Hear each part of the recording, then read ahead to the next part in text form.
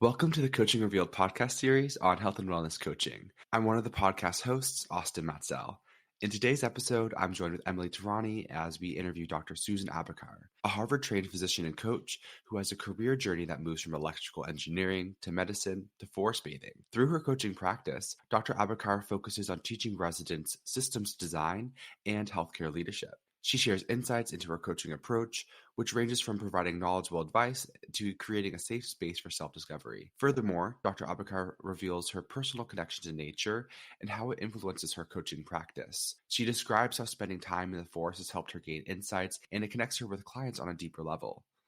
The benefits of forest bathing extend beyond the benefits of spending time in nature. It includes the new perspectives brought on by invitations to be aware of what is happening around us. Join us as we explore Dr. Abookire's unique approach to coaching and the transformative power of nature in personal and professional growth. Welcome to Coaching Revealed. Let's get started.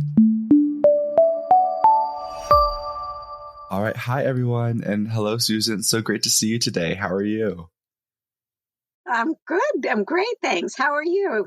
It's exciting to be here with you and Emily as well. And I guess I'd love for you just to introduce yourself kind of to our listeners today, a little bit about yourself and your coaching approach from that bird's eye view. Sure. Well, my name is Dr. Susan Abookire. I'm a physician at the Brigham and Women's in Boston.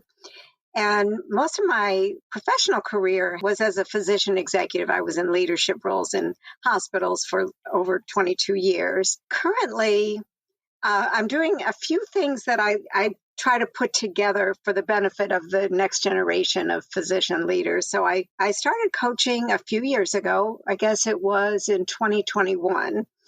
And I have been combining what you might think of when you think of coaching, which is one-on-one sessions with people. I've been combining that with a well-being program that I offer to physicians around forest bathing and forest therapy. And I'm sure we'll get into more of the details of that in a moment. But just to give you that 30,000-foot view, I teach residents. I teach a lot of systems design and healthcare leadership.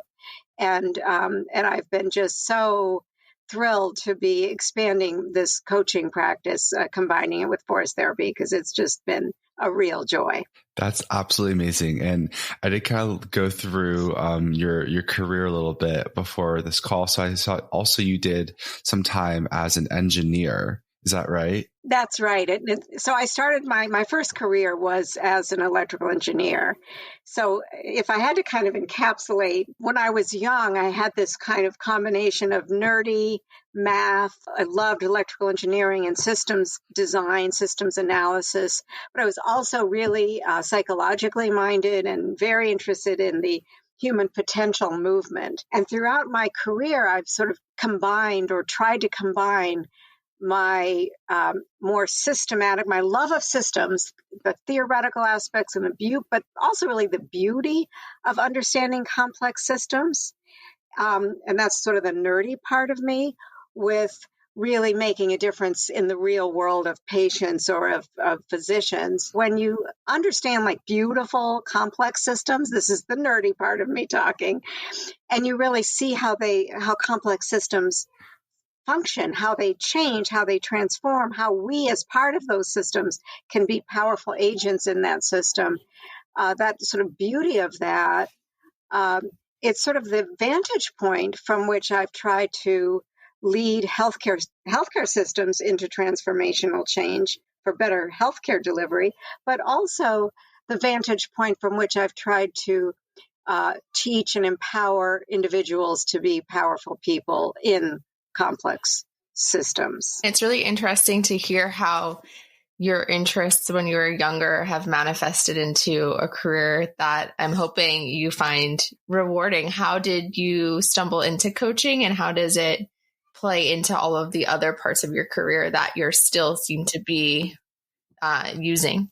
And I really love the word stumble, because I think that does capture, on the one hand, kind of how I came into coaching. It looks like I stumbled into it, and I'll share about that, how that happened. But on the other hand, it's kind of the culmination. So just in a nutshell, so I started my career as a electrical engineer in systems aviation. Then I went to medical school. And, people always say, well, why did you make that change? And I won't take too much time with it other than to say that I had already wanted to go to medical school from the beginning. And I wanted to combine my, love of systems with being a healer in some way. So that's the short answer. So I moved, I was in Seattle for the 10 years. I was an electrical engineer. And then I moved to Boston and went to medical school, became an internist. And then I had like I said, about a 22 career as a physician leader, initially in things like patient safety and what I consider designing healthcare delivery systems so that they functioned well, both for the people working, the doctors and nurses who were, trying to thrive and work in those systems, but certainly for patients and for outcomes and safety. So I had a, huge career in that way. And of course, as a physician leader, woman, I learned, I made a lot of my own mistakes and learned a tremendous amount about the journey to leadership. I was teaching systems design to healthcare leaders, and I was using nature as sort of an exemplar of what we can learn from nature about how complex systems work, because healthcare is a complex system for sure. And what we can learn from nature about how complex systems really work in such a way as to learn how we can use our own power and leverage our own understanding of that to influence the system in which we work. What I didn't ever want to see was people throwing up their hands saying, I'm just a cog in the wheel. I don't have any, power here. The system is X, Y, and Z, because we are the system. And then I stumbled into forest bathing, which is a Japanese practice. Shinrin-yoku is the name, translates to bathing in the atmosphere of the forest. And sort of before I knew it, I had decided I was going to become certified as what's called a forest therapy guide, which is the Western version of this practice. So I became certified to do forest therapy guiding in 2019. And finished my certification in early 2020, right when COVID hit. And I started doing more forest guiding with physicians from the hospital who both needed a break from COVID, but also were limited in what else they could do. So I started bringing groups of doctors out to do forest guiding. Forest therapy, a trained forest therapy guide, it's a series of invitations in which people are guided to have a very deep and grounded experience outside. We become very aware of our bodies, our senses, and it's a series of invitations that really allows people to get deeply aware of their bodies and become very grounded, but also deeply aware of relationship with the land, with the forest, with everything that's bigger than us. But out in the forest, what I call the forest, which is actually the Arnold Arboretum in Boston, Massachusetts, I had the most profound experiences, and so did the physicians I was with. And this is kind of what set the stage for this integration of this with coaching. And I found a couple of really powerful things. One is I found my own deep love of early career physicians. I mean, at some point I was guiding residents, but also faculty, and I realized that the presence of holding the space for this group out as a forest therapy guide, and also the incredible dramatic insights that physicians were having out in these forest therapy experiences. I had been a physician for 25 years, and that's a practice of helping people. But in this way of holding space in this way, I just discovered this sort of deep sense of that I was in the right place for me. And I found this love that I have for helping physicians. And then what happened was, and this is where your word stumbling comes into play, Emily, so well, colleagues of mine who were coaches, I wasn't a coach at that point yet, asked me if could you coach this woman, early career physician, because she wants a woman coach. So, I had a little bit of informal coaching experience, but I really couldn't have called myself a coach. So I did, and I absolutely loved it. And so then I started training as a coach and becoming, learning and really taking a deep dive. And I found this integration of being in some ways in a position to hold space for people, to really provide a safe place, to actually provide a loving kind of presence for growth to happen. And then I started combining my coaching with the forest therapy.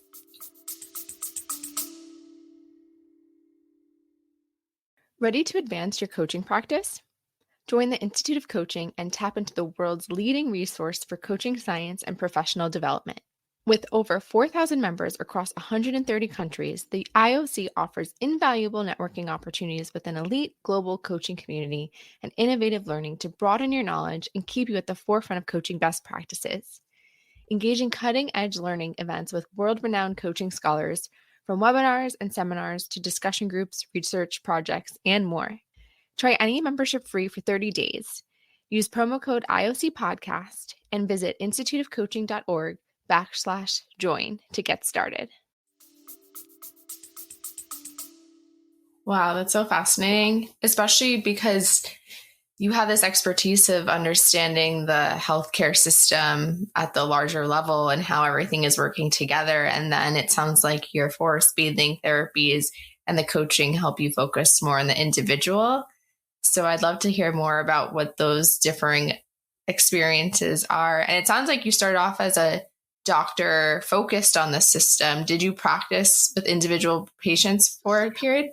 Yes, in fact, I still do, actually. I'm an internist. So I trained in, after I went to medical school, I trained in internal medicine. I practiced full time as an internist for several years. And then I got my master's in public health. And that's what kind of helped launch my leadership roles and my career as a leader of individual hospitals and of healthcare systems. But what you're describing, Emily, and you're so astute to pick up on, is this kind of what for me is so gratifying is being able to kind of slide back and forth, if you will, between sometimes these very personal individual moments that occur in one-to-one coaching. So my coaching tends to sometimes slide along a scale of, sometimes I actually realize that I'm doing a little bit of mentoring rather than coaching. Like if somebody has, their presentation in 3 days to the C-suite about the, financial benefits of the idea they're trying to present, I can sometimes just get right down with them into the specifics and help mentor them on this presentation they're going to give. Because I do know healthcare, and I've been, I've had to give that similar presentation, myself, kind of thing. My coaching is really a kind of an approach of helping creating a space where people can learn on their own, where people can discover their own greatness, their own vulnerabilities, their own inner barriers, their own breakthroughs to those barriers. As people develop as a leader, it's not so much about having an image in your head of what a leader looks like. But it never works that way, right? Because we're all individuals and we have to discover our own way of being a leader. And that's a lot messier. And in order to get there, it's also a matter of discovering both our greatness as well as our flaws and our imperfections, and sometimes the inner stories that we have that keep us from, really fully emerging. My coaching, like I say, varies from sometimes extremely, kind of knowledgeable advice almost, if it's appropriate, to this much more open-ended discovery place of safety where people can really discover their own authentic greatness. I absolutely love that so much. I'm very interested. You're talking a lot about, all the insights you gather from forest healing. And I'm wondering for you, what are some of those personal insights that you've developed from your personal practice? Well, first of all, I am a tree lover. I mean, when people say, are you a tree hugger? And they mean that not in a good way. It's a little, yes, I am a tree hugger. I literally hug trees. So my own personal journey, I've always had a relationship with a tree, at least one tree. So when I was growing up, I had a cherry tree that was my place of solace and beauty. It was a way for me to hold on to my own belief about what was beautiful in the world. And so this cherry tree was, a deep friend of mine. And then throughout my life, when I was an engineer, there was a willow tree and I would stare at it while I was trying to design, circuits and stuff. But I always had a relationship with a tree. And so when I really dove into the forest therapy a few years ago and started guiding, so I found a place of safety in among the trees where I really felt like they had my back. And when I say they had my back, I partly mean if I was guiding a group of people, it wasn't me, the awesome problem solver. Like, when you're a physician, you kind of feel like it's you got to fix the problem. Whereas when you're guiding, it's more like I'm just opening the door, but the forest is what's really the offering to the people I'm guiding. So I developed this sense of having the forest having my back, that when I was out there guiding, I didn't have to be, super brilliant today and create aha moments, but rather all I needed to do was create the space for it and open the door. And it was the forest that would do that for people, that people would get what they need. I began to really acquire a sense of partnership, but then I also have a personal practice. So I've had many insights from trees. So I might be out. I'll give you an example of by noticing. Forest therapy is, if nothing else, about noticing, about being aware, being tuned in.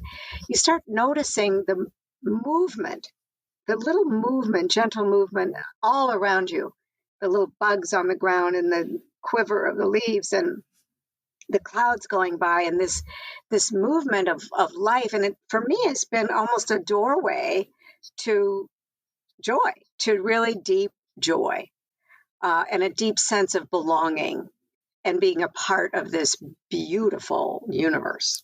So sometimes there's a very specific thing that I'll go out and I'll ask for advice.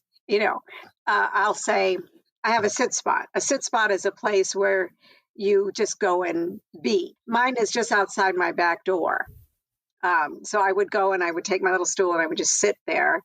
And, you can just be. The idea is, you're not necessarily doing anything other than allowing yourself just to be present and get grounded. But sometimes I would come out there with questions, especially like, for example, when I was designing this coaching practice, I would ask questions like, what should I do now? Because I didn't really know what I was doing. I remember my husband said, why are you doing forest guiding? Like, what's this about?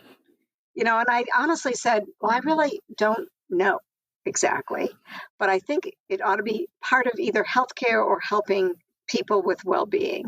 There's a huge science, by the way. I do a CME, a continuing medical education program called Nature as Medicine. There's a huge 50 years of research about the science of the benefits of being in nature, both physiological benefits, but also mental health and also cognitive performance and attention and awareness. So anyway, I would go to my sit spot and I sometimes bring my deepest question of the day.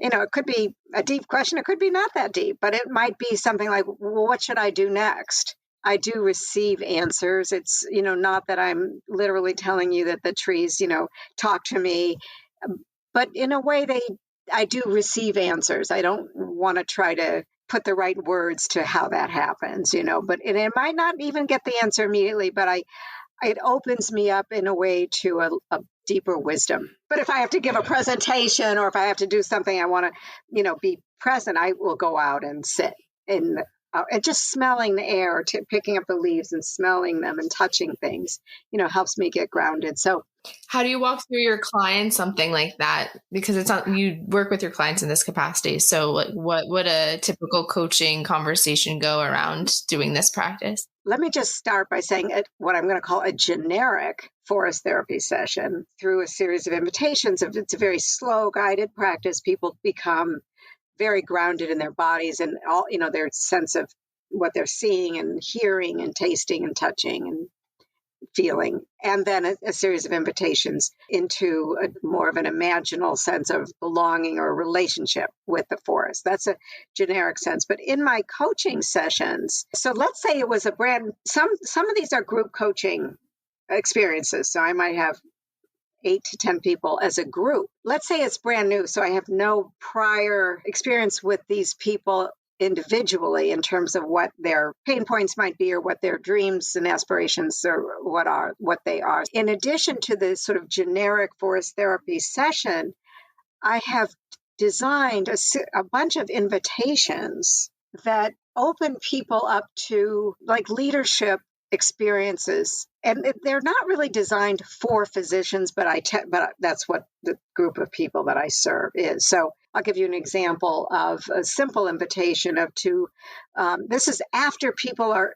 in that what we call liminal space. They're after the guided session has been underway, and they're in a space where they can really be opened to insights and awarenesses. And I might then invite, let's wander out into the forest and observe some characteristics of leadership that you see and maybe that you admire in the forest. That's the whole invitation. And people might, wander out for 15 minutes, and then we gather back together. And what people share is, honestly, it kind of blows my mind. I mean, tears, coming down. And because people will say, well, I noticed how this this decaying tree is fostering all this other growth. There's bugs feeding on it and mushrooms growing on it or whatever. And so that even at the end of life, this tree is fostering other growth. These kinds of insights, I think, help people tap into the deeper sense of what leadership is. That's just one example. Without a PowerPoint of a leader is someone who fosters growth in others, well, it doesn't necessarily land if that's not where the person is waiting to, move in that direction right then. So the part of it is that people do get what they need, what they discover at that moment, and it really lands with them.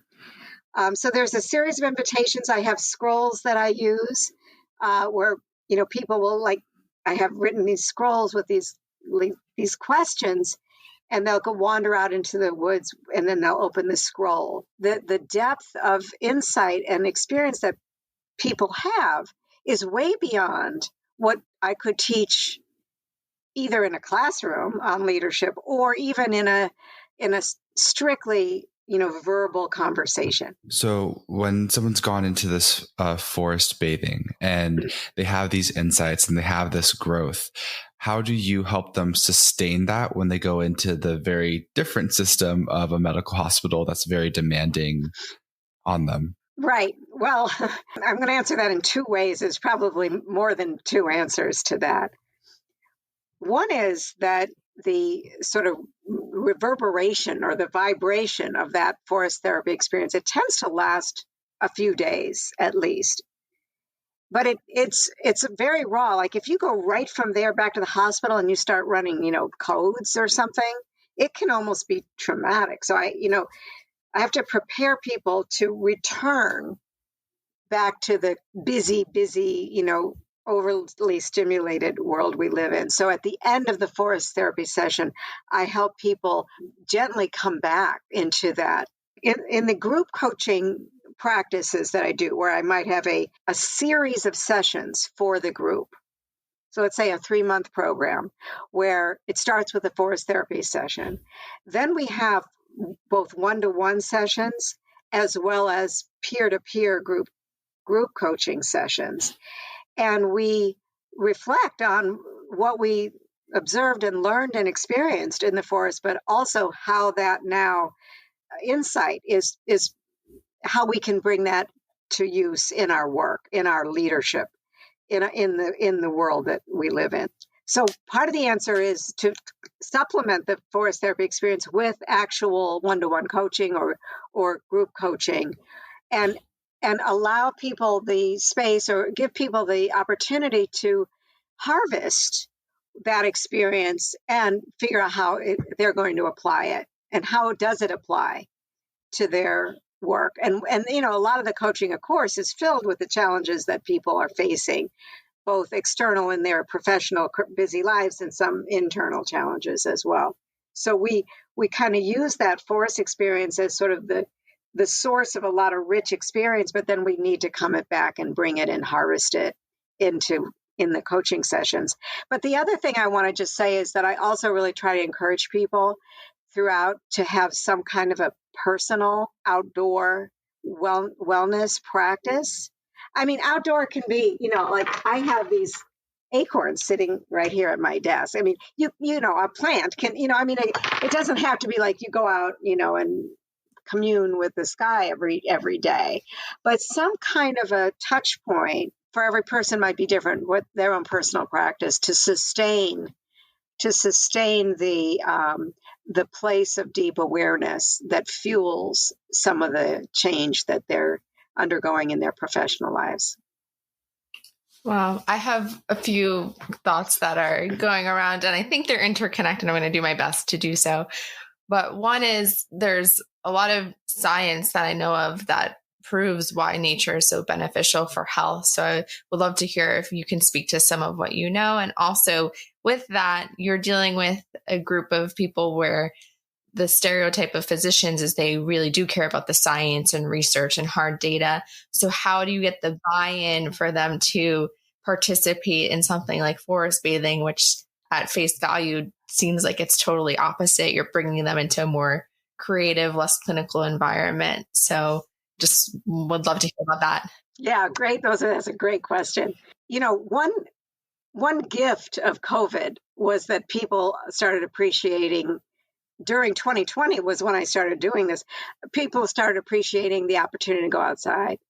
So I would offer forest bathing to a group of faculty, and we did some little research studies as well.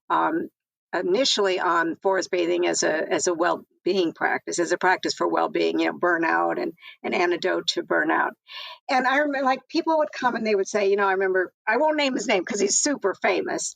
He would say, Susan, so he's known me since I was an intern, So like, my wife likes this kind of stuff, like I'm a city boy. And he was like one of the most moved people by the end of the session of all of them, because we as humans are wired to be outside. We evolved, 99.9% of the time of human evolution occurred in the forest. It's only been a few hundred years that people have lived in cities and, 20 years that we've lived on screens and phones. But our DNA is wired to be responding to and interacting with the smells and sounds and sights and movements and happenings in the natural world. So I really do think and there's science to that as well. So, but back to your question about buy-in. So if I say forest bathing, at first it's like, well, I have to explain that, you don't need a bathing suit. That's this Japanese term. And forest therapy, no, this is not, I'm not going to fix you with psychotherapy in the forest, so that the words have been a challenge. And so what I started to do was just bring people out who wanted to go. These were people who thought it sounded interesting and let them tell the story. So really, a lot of this was word of mouth. And my data that showed that every single physician said they would recommend, 100% said a 5 out of 5, they would recommend this to other physicians. I have guided people where I first thought on the way, walking, say up to the trees where we're going to start, I thought, oh, this person is going to be a challenge because the skepticism is so prevalent. Like, what are we doing? And, what is this? But I have found almost without fail that people respond to it. So if they don't want to come, they don't. I mean, not everybody will sign up for this kind of thing. We understand that. So I do have a CME that I do, and it's a 90-minute talk on the science of the health benefits of nature and forest therapy. And there is a massive amount of research on both, its effect on our blood pressure and, actually helping people to get off blood pressure medication, from using this practice instead, on cortisol levels, on reducing stress, on heart disease, on, all kinds of research on the physical benefits of either a regular time outdoors or nearness to green space. There is a lot of research on the mental health, both in mood states or depression or anxiety or, attention disorders, have all across the world have used nature and forest therapy to improve mental health. And there's a lot of research that I share on that. And then cognitive performance is something that really a lot of leaders are really interested in as well, because it is known, and there's a lot of beautiful studies on this, that, if you work all day, let's say you work all day at your desk, you haven't moved your body, let's say all day, you're exhausted, right? You can become exhausted by just talking to people on Zoom and checking boxes and doing, whatever you're doing. And that kind of mental attention, it is known, is subject to depletion, to exhaustion. But when we go out in nature, there's a whole beautiful part of the research that shows how that part of our attentional capacity is repleted, is replenished. That when we're watching something that is comfortable for us, it's not like we're watching a tiger about to attack us, but it's comfortable, but it's what they call soft fascination. It's interesting, but not really demanding a task-oriented type of attention, that we kind of replenish ourselves. And when we come back from that experience, our decision-making is better, our presence with other people is enhanced, our cognitive performance is enhanced. So this does get the attention of leaders who want to be, at their best. So I try to serve both sides, as much as I can. You mentioned the mindset or the space that people get into once they are engaged with forest bathing. You kind of gave that the term of a soft fascination. So wondering two things. One, how do you help people get into that space of soft fascination? And then also for any of our listeners, I'm just wondering, could we get an example of an invitation for them to use if they're not able to go out to Boston to be part of one of your classes? What's a simple invitation they could use in nature around their homes? So one of the things that a guide does, that I do as a guide, basically help people slow down, slow everything down, how fast they're moving, how fast they're thinking, how fast they're talking. Really, it's the pace of land, the pace of the trees swaying in the wind that we want to become, and helping people get into that, and turn off their phones, by the way, but get into that slowness where they can begin to really notice things, and encouraging them and guiding and inviting them to notice things, where eventually within maybe 20 to 30 minutes, people are having the delight of noticing, a little moth, flitting around a leaf. And then the soft fascination emerges from that space, because now their senses are awakened and they can notice things in a way that captures their imagination.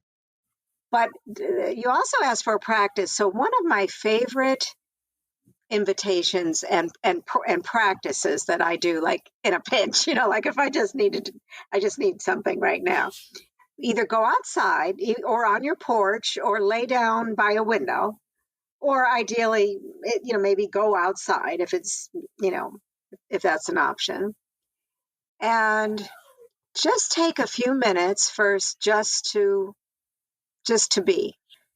Notice your breath, kind of feel your breath all the way down into your belly, and just notice your breath, and just take a few minutes to just be. And then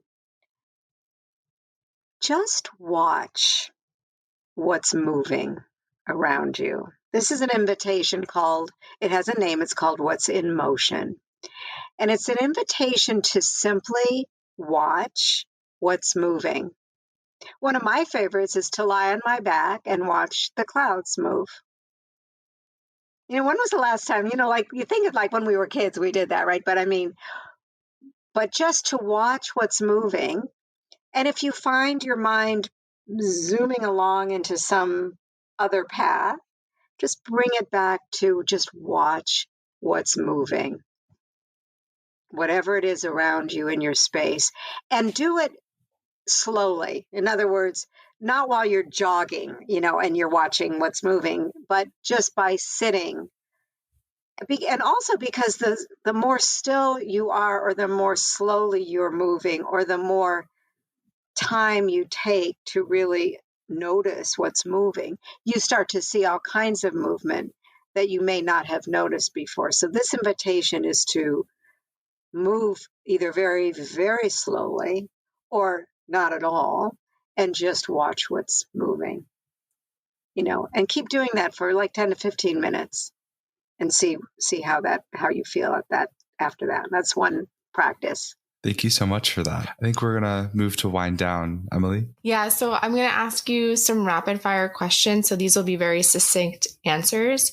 Before I do that, I just want to reflect that I love what your practice does, whether someone is religious or spiritual, or they believe in meditation or mindfulness. I think that your invitations are inviting them to connect with themselves or connect with whatever they believe in. And a lot of times we get wrapped into our day-to-day responsibilities and functions. So it's really beautiful what you're doing.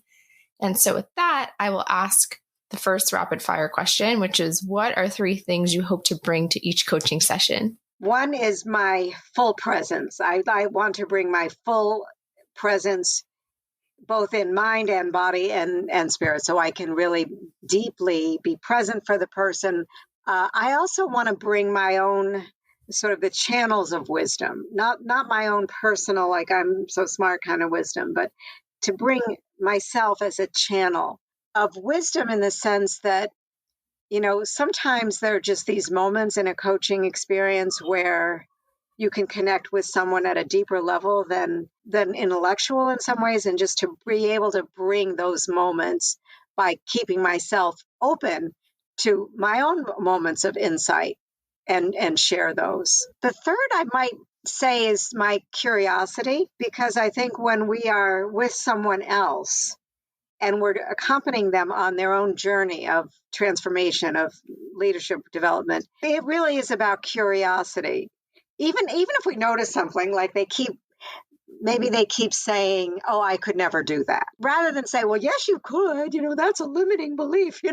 I really want to be bringing my own deep curiosity so that they can, also be open to their own exploration about what it is I'm hearing and what it is that I'm responding to. What are 3 things you hope clients will take away from each session with you? Well, one is that I hope that clients sort of feel the excitement of and the possibility of being in a space, being held in a space where they can stumble and fall and be, messy and imperfect and vulnerable, but also a space that holds their greatness and their potential for greatness at the same time. So that, I do want clients to come away with some sort of accountability, in a way, of what they're going to do, that this isn't just a feel-good moment, like we're going to chit-chat, and it wasn't that nice, and then they can go back, but really a sense of growth, a sense of a trend that they're following. They're learning, but also taking action. This may be a bit repetitive with the first thing, but one of the things I try to do when I'm coaching is listen for those moments where I can feel the greatness of the other person, the real unique power and skills and greatness that they have, and reflect that back and amplify that back. What is your favorite word to use in a coaching session? It's a singular word. Wonder. I wonder why that is. I wonder what might occur if. I wonder, bringing wonder. Hmm. And related but different, what's your favorite coaching question? That's a tough one. But what comes to my mind right now is the question of, is there a way that we can reframe that? So I'm asking the client, they might think, well, I never have been successful at XYZ. This is a recurring level.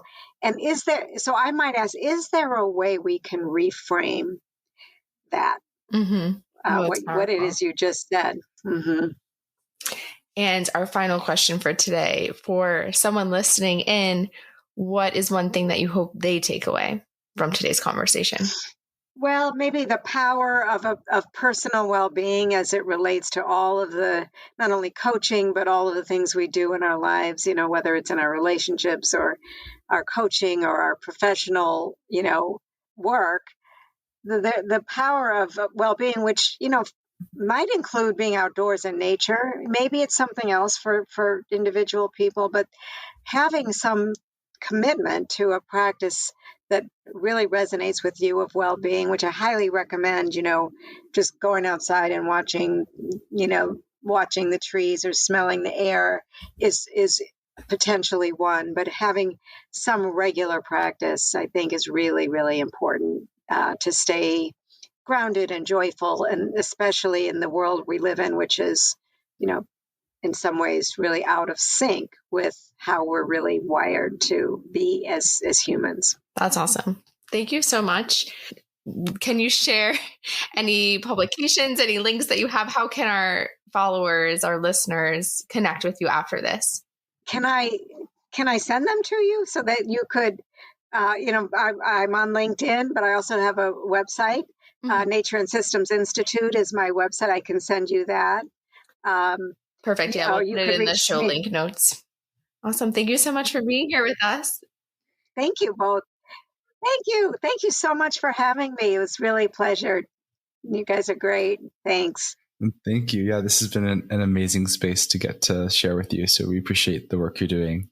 Likewise. I appreciate what you're doing as well. And, this wonderful organization, by the way. Thank you for being part of it. It's great. Thank you for listening to this episode of Coaching Revealed, brought to you by the Institute of Coaching. You can learn more about the Institute on our website at instituteofcoaching.org. You can stay up to date with new episodes of our podcast by liking and following Coaching Revealed. You can also find us on social media on LinkedIn, Instagram, and X with the handle Institute of Coaching. We also love hearing from our guests, so please reach out to us with thoughts you have on this episode and any questions you have about coaching. Until next time, this is Emily Terrani with Coaching Revealed.